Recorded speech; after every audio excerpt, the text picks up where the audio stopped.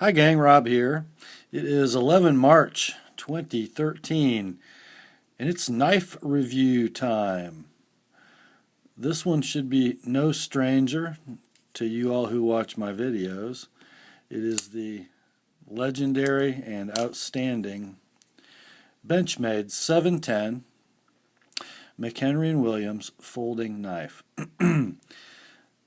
This is sort of the original of a type.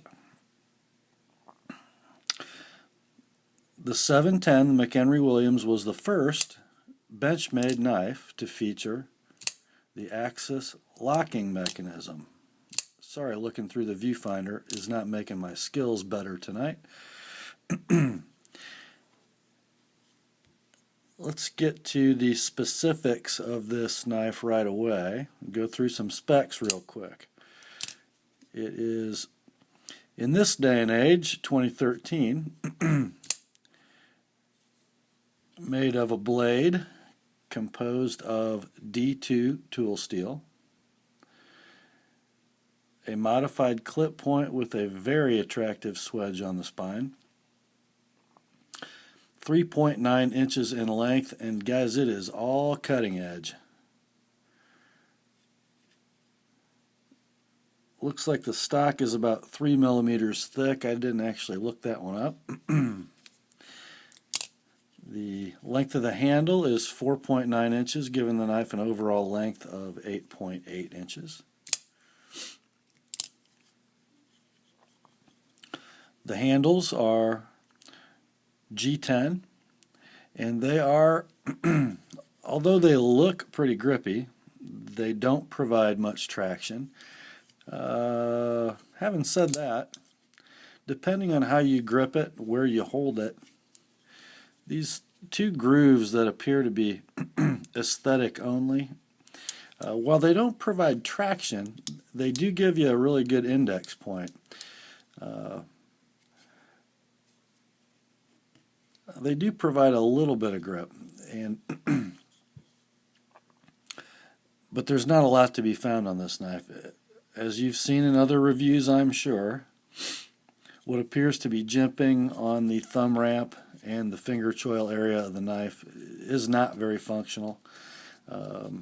It's the liners that are jimped are not really, they're not proud of the scales, and the jimping is kind of round. So if you are in a natural grip, making a thrust attack with this knife, I guess you better have a hold of it. The handle, although not super long, if you're in this grip, the butt of the handle is not really buried into the palm. And the only thing you have to prevent moving forward on the blade is the flare of the choil and the thumb ramp. And frankly, I haven't stabbed anything with this knife that provided much resistance, so I can't tell you if that really works. However, and I'm talking about stabbing because this knife is a purpose-built tactical knife, an emergency self-defense weapon. So, however, although the natural grip doesn't provide much confidence for stabbing, in reverse grip, it is money, absolute money. The thumb just naturally rolls over the butt of the knife. The choil and thumb ramp area are definitely felt by the pinky. I would have a lot of confidence thrusting in a reverse grip with this knife. Also, if you turn the knife sort of sideways in your hand and choke back on it, burying the butt in your hand, then you've got a forward thrusting weapon that's pretty effective.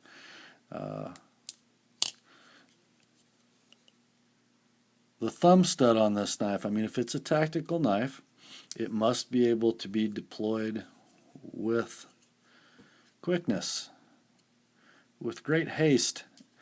I've seen some guys talk about these thumb studs being a little too tight to the liners and making it difficult to deploy, especially with gloves. I don't find that to be the case. although there's not much separation, in fact none, between the top of the, the liner and the thumb stud, I find that you don't really have to look. You can find with the pad of your thumb the edge of the knife and just follow it to the thumb stud.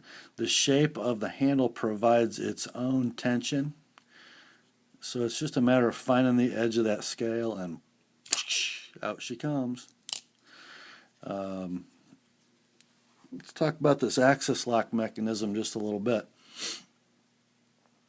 Not only is it super strong, and I don't need to dissect the axis lock for you, essentially you've got a steel blade tang being trapped by a steel pin against steel liners. There's really no way no way for the knife to close once it's locked without breaking metal. Spine wax don't seem to affect it. The resonance of a spine wax doesn't seem to dislodge the pin.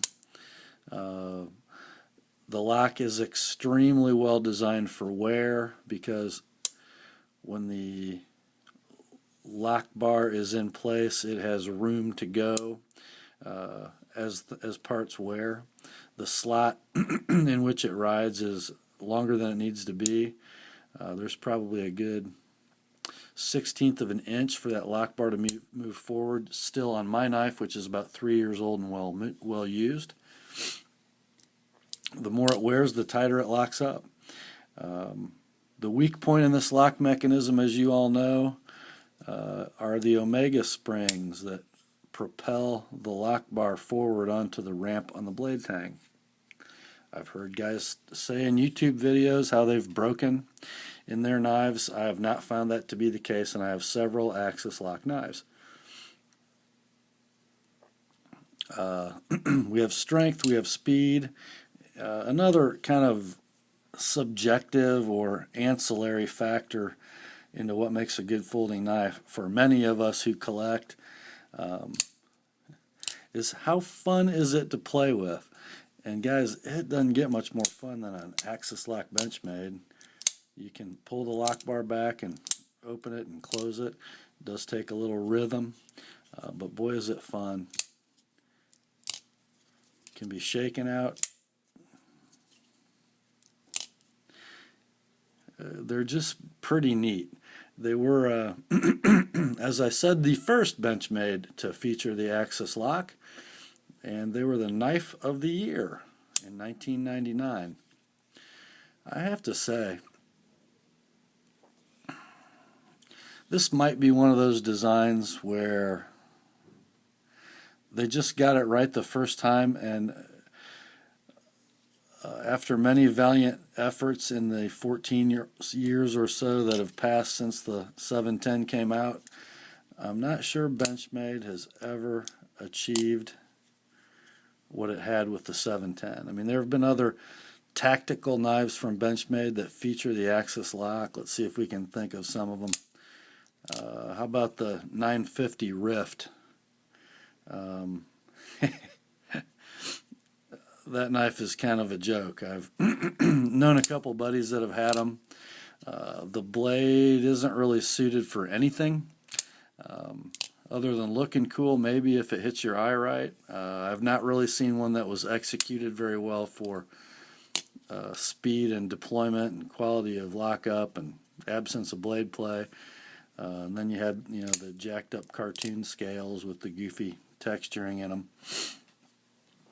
How about the new Contigo, which I guess for a lot of people was to be the true heir to the throne of the 710. I don't know about you guys, but if you're me and you've held one in your hand, whew, not great. That was really kind of a sad thing for me, because if there's anything I've always wanted in a Benchmade knife, it's a 710 that got the handle right. Because let's kind of look at this thing from tip to tail. You've got this beautiful flat ground from about 3/4 height D2 blade with a very thin edge, a beautiful swedge, a great penetrating tip, a nice little recurve for draw cuts and slashing. Actually a great utility blade. It can even be choked up on if you're careful. Good for fine work. What a great, field knife for a soldier even. I don't find the D2 steel to be too prone to corrosion. This one hasn't been babied, and you don't find any even staining on it. I keep it oiled. I don't use it as a food knife. But I don't have any problem with rusty D2. The blade is beautiful. It's functional. It was my heir to the throne of the Buck 110 for many years. And then we get to this handle. As I said, it doesn't exactly fit the hand well for its designed purpose. The shoulders on the knife are extremely square, not super comfortable in hand during hard use. I was really hoping that Contigo would be a 710 done right, and of course they didn't use a blade that looks like this. They used something like a big rift blade, and they put some jacked up coating on it they call clear Cerakote, but it's really not clear Cerakote. So after many efforts, if you want the best Benchmade axis lock tactical folding knife, you still have a 710. Now what have I done to my knife to make it great? Did my usual, took it apart and polished the internals, and guys, you better really want it if you're going to take apart a 710 or really any axis lock Benchmade. Be sure that you really want to be in there, because these knives kind of go together like some kind of a Chinese puzzle. You got to hold your mouth right, and you need 3 hands and I don't know, 19 or 20 fingers to get them back together. The best way I can tell you to do it is to assemble the knife loosely without the blade and washers in it, or the pivot, and then kind of slide the blade and the washers in at the same time. Use some kind of a round tool smaller than the pivot hole. Kind of jam it in there when you get everything close, get everything lined up, and then hope you can shove the pivot through there and then tighten it down. Sorry, I don't have a better way to do it. If you do, please enlighten me and the rest of our viewers. But anyway, I did take it apart, polish the internals, put it back together.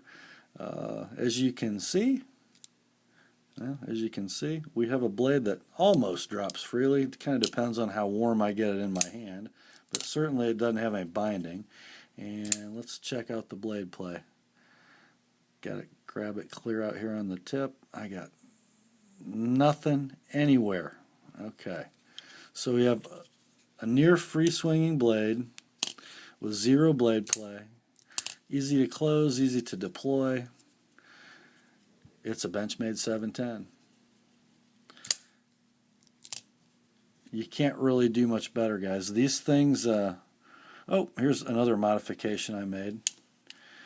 This knife is one of the later versions of the 710 that comes with the cheap painted pocket clip, and you wear it for a few weeks and it starts to have bare spots in it and scrapes.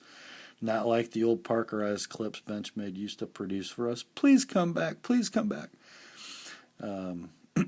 So mine now has a satin finish made with 800 grit sandpaper. That's okay. I can live with it. Other than that, and a beautifully reprofiled edge, if I do say so myself, this knife is bone stock, as it should be. It's a classic. It's a Hall of Famer. If you don't have one, get one. I seem to say that a lot, don't I? Especially about the tools I really like, and this is one of them. I hope you enjoyed looking at this masterpiece of American cutlery engineering. That's all I have for tonight, guys. Grace to you and peace from God our Father and the Lord Jesus Christ. Good night.